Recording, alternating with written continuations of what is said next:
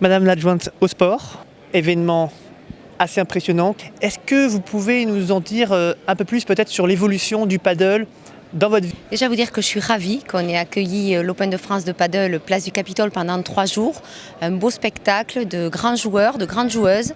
Remercier Claude d'avoir été à l'origine de cette initiative. Il faut savoir que c'est lors de l'inauguration des terrains de paddle du Stade Toulousain que le maire de Toulouse, Jean-Louis Moudenc, et Claude ont échangé à ce sujet et ont décidé de relancer l'Open de France de paddle place du Capitole, ce qui n'avait pas été le cas depuis 2003, je crois, puisque c'était à l'époque de Dominique Baudis, entre 92 et 2003, que cet Open de paddle vivait déjà place du Capitole. Et là, le relancer pendant ces 3 jours fin août en 2016, je trouve que c'était une très belle idée, une très belle initiative.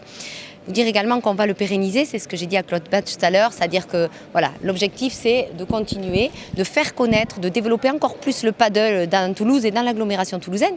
2 clubs de paddle déjà, le Stade Toulousain Tennis qui pratique le paddle et puis à Saint-Martin-du-Touche, mais je pense que ce genre d'événement favorise forcément l'émergence de nouveaux passionnés et c'est ça qui est important aussi pour nous. Voilà, que ça fasse des émules et qu'on ait de plus en plus de jeunes ou de moins jeunes, de femmes, d'hommes qui aient envie de pratiquer le paddle. Est-ce que la ville de Toulouse a mis en place des systèmes qui permettent à ces sports justement de se développer et d'accélérer leur développement?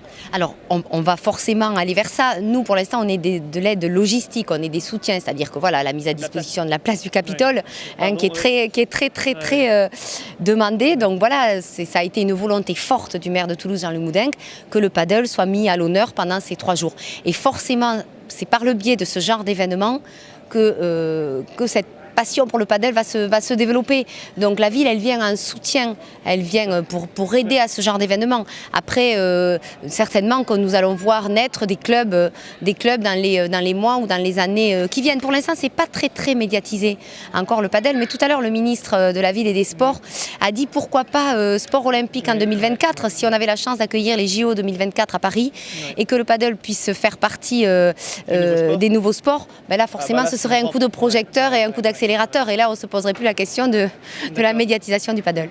Dernière question, c'était la première fois sur un terrain de paddle ou vous aviez déjà testé le paddle? Je ne sais pas, pourquoi pas au Toulouse Paddle Club?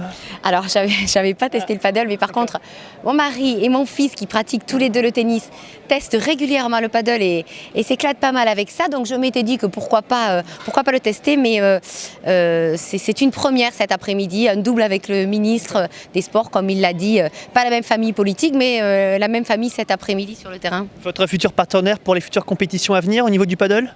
Le ministre des Sports? Oui, parce qu'il existe des compétitions mixtes au paddle. Oui, et d'ailleurs, Claude m'a fait une confidence, certainement que l'année prochaine, c'est pour ça qu'on espère pouvoir mettre 2 cours l'année prochaine, il y aura aussi du mixte ici, et moi qui suis vraiment très attachée au développement du sport féminin, et je sais tout ce que fait Claude à ce niveau-là, je pense que ce sera encore mieux d'avoir des mixtes l'année prochaine, donc pourquoi pas peut-être avec moi, il faut que je me trouve un partenaire pour l'année prochaine. Oh, il y en aura votre mari.